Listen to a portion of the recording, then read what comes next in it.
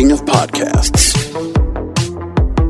proudly presents The Broadcasters Podcast. The Broadcasters Podcast. A weekly media commentary talking about traditional and digital media headlines and talking to the content creators out front and behind the scenes. Here is the king of podcasts. So on tonight's Broadcasters Podcast, we're here to talk about what I don't want to talk about, the coronavirus. It is becoming something that now the media industry in so many different ways is being affected by. And at this moment, listen, I've been following along with the news for at least 8 to 9 weeks. I know at the start of the year, you know, when the media wanted to talk about the elections, they want to talk about other things, and they don't deter the fact that if there's other stories that are going on globally that people need to worry about. We were hearing about the rumblings of what was going on in Wuhan, China, in the Wuhan province, and the issues that were going on with this particular strain of virus that's, you know, obviously fatal. And we know the extent of the real damage that's going on in China. But obviously now people are starting to feel like, well, this is becoming a pandemic, and a number of states are starting to declare states of emergency. And I think it's good for all the states to be doing that, you know, in a personal sense, a civic duty for these states to really start putting ahead their best foot forward and preparing for any kind of caution that's necessary, precautionary measures for their citizens for this virus, because we know there are people that have made it into the country that are subjected to it or are affected by it or have, you know, we've already seen people that are directly affected by it right now. And when there's not a vaccine yet, there's a lot of things that are in the play. And we're seeing people getting outbreaks in different countries. We've seen it now. So you know the story. By now, for those of you that are Googling us or listening to us after the fact, we're going to chronicle what's been going on with this. Because the pandemic, which is what it is a crisis. And the crisis is something to be aware of, but I don't put myself in the spot where I feel like I need to be, you know, I need to be aware as a citizen or just as a person, and know that there should be certain things that you do to make sure that you up your hygiene and up your, you know, making sure that you keep yourself properly cleansed, properly, you know, disinfected, sterile, if you will, so that you cannot be subjected to anything like that. So it's a matter of keeping yourself susceptible for that. So maybe not a need for necessarily wearing masks already. Maybe some areas they might feel like they don't want to do that, but obviously people are now being affected by the travel, by what they want to do when it comes to, you know, if there's particular projects going on, if they're being canceled, if people are, you know, deciding to exercise caution. Well, there's a lot of companies within media and in the media space in different areas we're going to focus on that are definitely doing some things that are creating some concern and are opening people's eyes to what's going on, and how even a story like coronavirus, COVID-19, can actually affect the media industry. And it's one of those stories that really it just encompasses, and it's becoming something that people are talking about so much. But the media coverage, you know, it's all clickbait, attention bait, as my friend Jim Hedger's calling it. Really, it just doesn't work. It's not doing anything more than just trying to panic the public. When you need to be informed, you don't need to go and put people into a panic. And that's just not good, but that's what they're doing. And that's unfortunate of the broadcast media, for the news media to do that to everybody out there. It's stupid. It's horrible. It's irresponsible, unaccountable for what you're doing. Just saying that. So let's go through a couple of stories that are going on right now about this. In the cinemas is where it's being affected the biggest part. So let's go and start with that first. So first off, I have the fact that there's a number of movies that have now being affected in release dates. No Time to Die, the James Bond movie, which was scheduled to go ahead and come out in April next month, is being pushed to November. And in normal cases, you know, pushing it to November has not been a bad thing because of the track record of Bond movies. To move it towards Thanksgiving is not a bad idea, especially the way the schedule is this year. Probably not a bad idea. Other movies that might be affected could be Black Widow and F9. So let's talk about that real quick.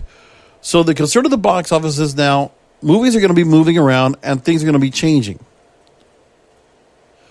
So here's what we got so far. First of all, an exhibition source told Deadline, quote, "We are in uncharted territory." So again, No Time to Die was scheduled to be coming out in Easter globally. It's going to move to Thanksgiving, so it'll be on a holiday, and that's because it would largely affect Asian markets affected by the coronavirus. Because right now, in China, which would be a very big market for all, is not happening. That's unfortunate, but that's what it is. So there's war room talk of what major event picks could potentially move in the next 3 months as executives try to assess the coronavirus impact of the global box office. So you have May 1st, Black Widow. You have F9 on Memorial Day weekend. And they're tied to overseas grosses, specifically Asian markets. It will be financially responsible for such titles to move deeper into the calendar, particularly when there's an opportunity to pivot and shift media buy and P&A spends.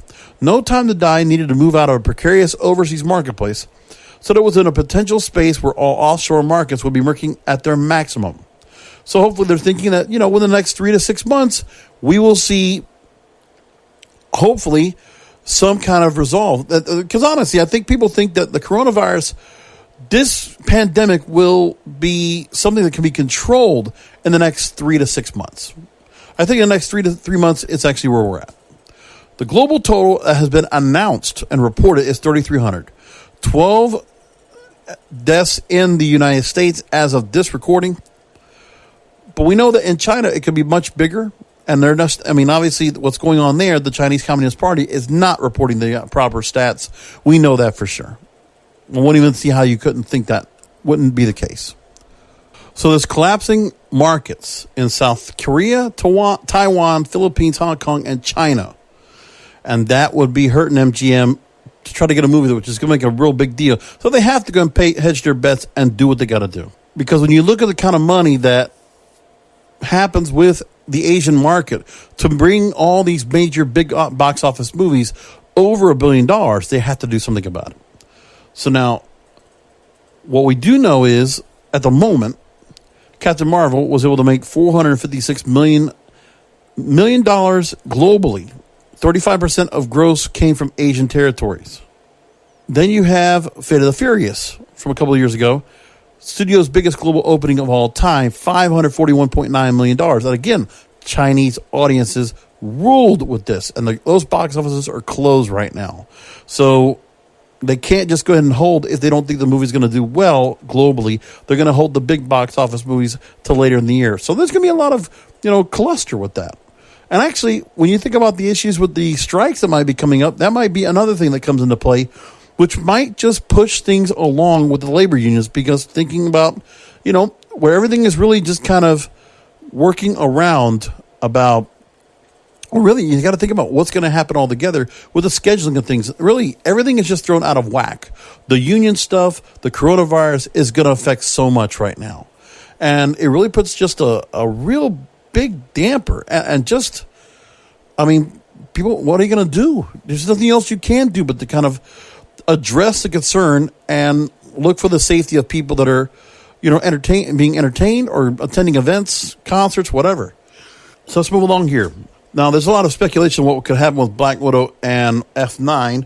Is that more domestic-driven fare would move up horror movies and comedies. So we're seeing now with No Time to Die, it would move. So you have other movies coming out like A24's horror film Saint Maud moving up a week to April 10th. DreamWorks Animation's Trolls World Tour moving up a week. So the thing is, No Time to Die changes things up for Easter weekend. We see a shakeup of stuff right now. So there's a lot of events that are being postponed as a result. Let's talk about that. So Comcast had upfronts for television that were going to be scheduled in New York. Those have been canceled. Fox News has pulled their upfronts for March 24th. Disney canceled a press tour for Europe for Disney Plus in London, scheduled for March 5th. The London Book Fair, which is one of the biggest literary events in the world, has been canceled. It was scheduled for March 10th through 12th. the International TV Conference in Cannes, canceled. The Google I/O Developers Conference, canceled. The Doha Film Festival and the 2020 edition of Cumra, an event in which international directors are invited to speak to Arab filmmakers, canceled. The Game Developers Conference, canceled. Facebook's F8 Developers Conference, canceled. The 2020 Mobile World Congress, canceled. All that has already been done. It was canceled, excuse me. So that's what we got. Other festivals are going on. 38 cinemas closed in parts of France. That happened this week. Thousands of cinemas are closed in China. 70,000 screens across 10,000 venues. Local film releases that were scheduled for the Chinese New Year, all pulled by distributors in the territory, the world's second largest for box office. The chains have all shuttered. The releases that were expected were going to be Mulan and No Time to Die. 50% of the Italian theaters closed.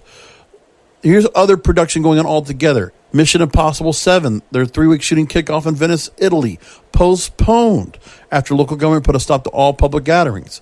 CBS's Amazing Race, season 33, has been postponed. 2020 Summer Olympics, scheduled for July 24th or August 9th, could be moved to later this year. We won't even have Summer Olympics. They might be moved to later in the year. Theme parks, Shanghai Disney Resort, Tokyo Disneyland, Tokyo Disney Sea, all closed through March 15th. Universal Studios Japan closed through March 15th. Concerts, BTS has canceled concerts in their hometown. So have other K-pop groups. Green Day had an Asian tour for this current Hella Mega Tour in March. Singapore, Thailand, South Korea, Japan, Hong Kong, all postponed. That's what's going on, the bigger change. Now, along with that, the biggest change of all, South by Southwest. One of the biggest events in Austin, Texas every year. Huge. Well, we have more things going on with that show. On Thursday, rocker Ozzy Osbourne, Warner Media confirmed they're pulling out of their respective slots at South by Southwest. Facebook and Twitter also pulling out of the fest. Netflix had 5 movies that were going to screen as part of a film festival there. They're all not going to happen. Apple, the same thing. All not going to happen. Amazon Prime, all not going to happen. Twitter was going to go to the event. Axios was going to go to the event. Also canceling. World Health Organization, as we said, and when they're giving the reports, people are taking it seriously now. So you can't knock people for doing that. I can appreciate what they're doing right there, making that point. Now, the film industry as a whole is going to lose $5 billion as a result of all of this, according to Hollywood Reporter. And so at the moment right now, movie theaters have been shuttered for weeks in Japan. The virus is beginning to heavily impact in South Korea, Italy, and Japan. Japan's the world's 3rd biggest film market. The number is $5 billion expected of losses from revenue and impacted production. It's so much. I mean, if I try to go through everything that's going on here, it's crazy. Now, Chinese premieres for No Time to Die and Mulan have been postponed. Now, I don't know if Mulan has completely moved off of the schedule. We don't know that yet. Last Wednesday, China's Film Administration announced guidelines for the eventual reopening of cinemas, but no date has been set to implement them. Requirements outlined appear onerous for patrons and operators. Cinemas will be required to record the names and addresses of all moviegoers, check their temperatures, require the wearing of masks, make sure that there is one empty seat between patrons in every direction, and sanitize public spaces regularly. And then China's theaters, while they stay dark, the backlog of unreleased titles, over a dozen Hollywood and Chinese tentpoles will continue to grow. And once these theaters finally reopen, the rescheduling release dates begins. Regulators will face the daunting task of trying to fit too many big titles in too many desirable spots. Some of the movies they're trying to get in China for the first time include Dolittle, Sonic the Hedgehog, Jojo Rabbit, Marriage Story, 1917, and Little Women. For movies like Dolittle, Sonic the Hedgehog, you can imagine those big movies, with all the money they're making off of those, they need the Chinese audience to put their money back in, because all these movies are relying upon this here to make something happen. It's so much to look at. Netflix had a $160 million Dwayne Johnson The Rock movie called Red Notice. It was scheduled to move to Italy in the coming weeks. Is now expected to relocate. It also includes starring roles from Ryan Reynolds and Gal Gadot. Is not expected to face any delays. There's a lot of the same stuff coming up here. I'm going to take from one other story where in the movie theater set, people are also talking about the fact that what if the coronavirus forces U.S. movie theaters to close? Because now there's a talk where if it continues to spread and the death count and infection rate keeps rising, this public health crisis may cause theaters closing. So far, the exhibition sector has been remarkably resilient. Domestic box office revenues are up 3% from last year. And at the moment, One expert says that zero impact from attendance is going on right now in the box office. And this is from the analyst of MKM Partners, Eric Handler. He says, in North America, we've been through SARS, Ebola, swine flu, and we've never had to force a quarantine situation where exhibition closes down. So it seems premature to assume that it will now. So everybody's talking about the same story. Back into the story about coronavirus and what it might do. Let's get back into what events are going to be stymied. NPR reports about this. At the moment, South by Southwest, which drew 417,000 attendees in 2019. This moment, the Technology, Music, and Film Festival is going to continue. It has not been canceled.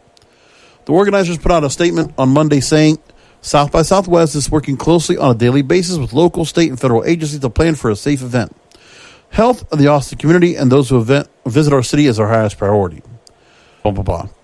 Now, there's a petition asking South by Southwest to cancel this year's event.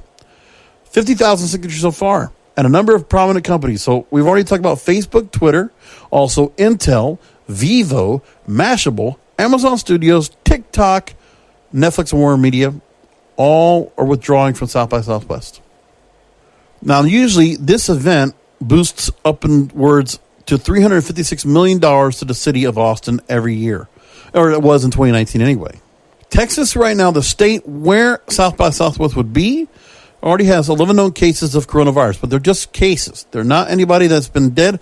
We're just affected by it. Right now, the respiratory illness, so far, none of the bands that were booked for South by Southwest, including at the 6th Street venue Maggie Mays, have expressed concerns over the virus.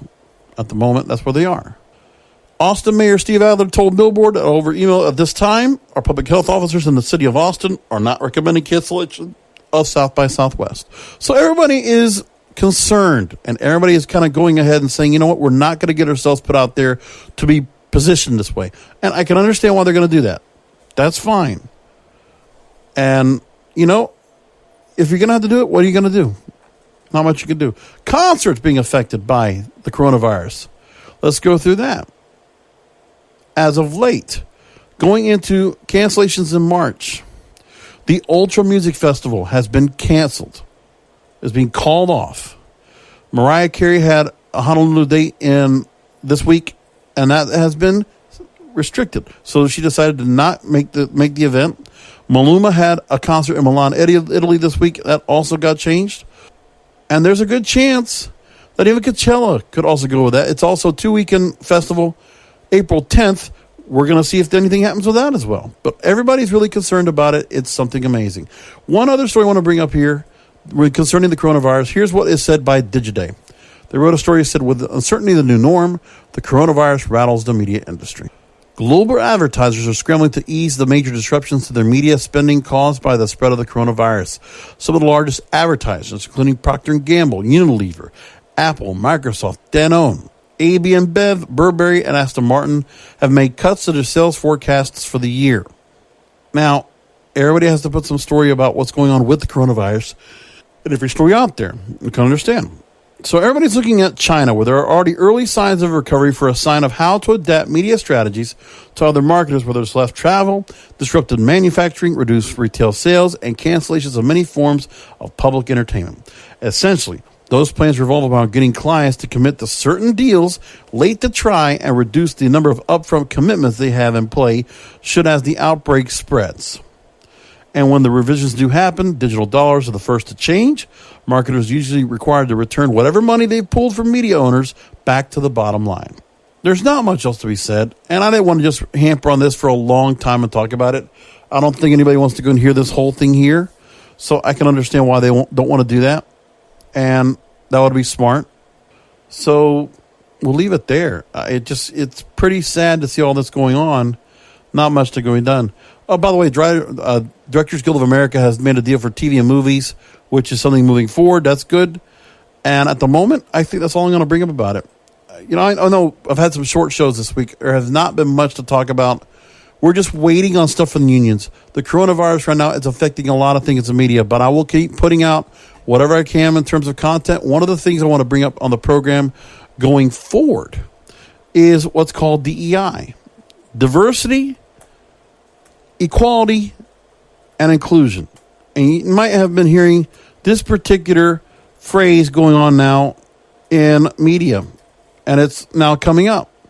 DEI. And that's what's happening now. We're getting some of that now in the media. And I think people need to go and keep an eye on that, because that might be something that becomes much more prominent across the board. We'll see how that works out. But yes, DEI, an interesting story about that. So we'll leave it there. Thank you all for listening in, finding the show as you always do, listening to it, downloading it, subscribing to it. Till next week, content is king, and the control of your content is in your hands. Thank you for listening to the Broadcasters Podcast, presented by BroadcastersPodcast.com and KingofPodcasts.com. The Broadcasters Podcast is brought to you by KingofPodcasts.com/Amazon. If Amazon is good enough for the King of Podcasts, it most certainly is good for you. KingofPodcasts.com/Amazon. And don't forget to check out the King of Podcasts wrestling program, the Wrestling is Real podcast, exclusively at KingofPodcasts.com.